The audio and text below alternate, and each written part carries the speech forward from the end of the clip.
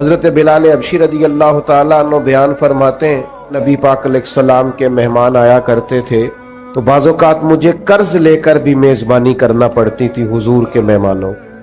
ایک یہودی تھے، انہوں نے مجھ سے کہا اس یہودی آدمی نے کہ یار ادھر ادھر سے جو قرضہ لیتا ہے تو مجھ سے لے لیا کر۔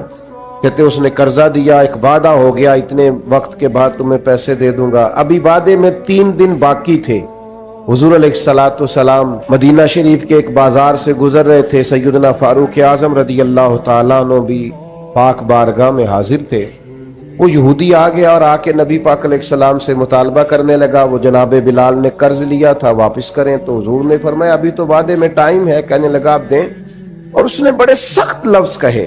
کہنے والے تو کہہ ہی دیتے ہیں، سننے والے کمال کرتے، اس نے سخت جملے کہے۔ حضرت عمر نے تلوار پہ ہاتھ رکھ لیا، نبی کریم فرمانے لگے مسکرا کے، تو میں عمر جلدی نہ کر یار، یہ جو بے چینی ہے نا، بے قراری، آپ نہ لڑائی کر کے فتح نہیں حاصل کر سکتے، بحث کر کے فتح۔ آپ نے ایک بات کی، آپ کا مخالف 3 کرے گا، پھر آپ کو 6 کرنی پڑیں گی، پھر وہ 9 کر دے گا۔ تو اس نے ایک بات کی، آپ چپ رہیں، اس نے 2 کی، آپ چپ ہیں، 3 کی چپ ہیں، 4 کی، آخر میں وہ کہے گا اوے تو میں نے پاگل سمجھ لے، اب وہ بولدا کیوں نہیں؟ تو چپ رہ کے تو سامنے والے کو پاگل بھی کیا جا سکتا ہے۔ حضور فرمانے لگے عمر جلدی نہ کر یار، ٹھہر جا۔ حضور فرمانے لگے عمر اس طرح کر، فلاں جگہ پہ کھجوریں پڑی ہیں، اسے وہاں لے جا اور تول تول کے دے کھجوریں۔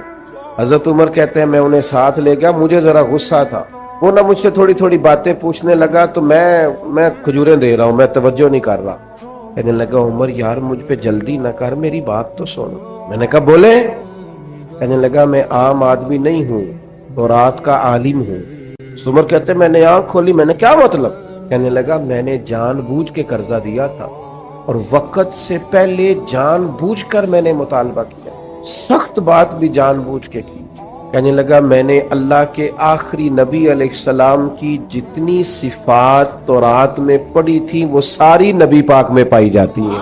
ایک صفت میں نے تورات میں یہ پڑھی تھی کہ جیسے جیسے کوئی جہالت کرتا جائے گا ویسے ویسے نبی پاک کا علم بڑھتا جائے گا، حوصلہ بڑھتا جائے گا، سرکار درگزر کرتے جائیں گے۔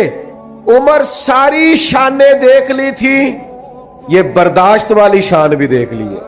حضرت عمر سے وہ کہنے لگے اب اس طرح کریں، مجھے ساتھ لے جائیں، نبی پاک سے معافی بھی لے کے دے دے اور حضور کا کلمہ بھی پڑھوا دے۔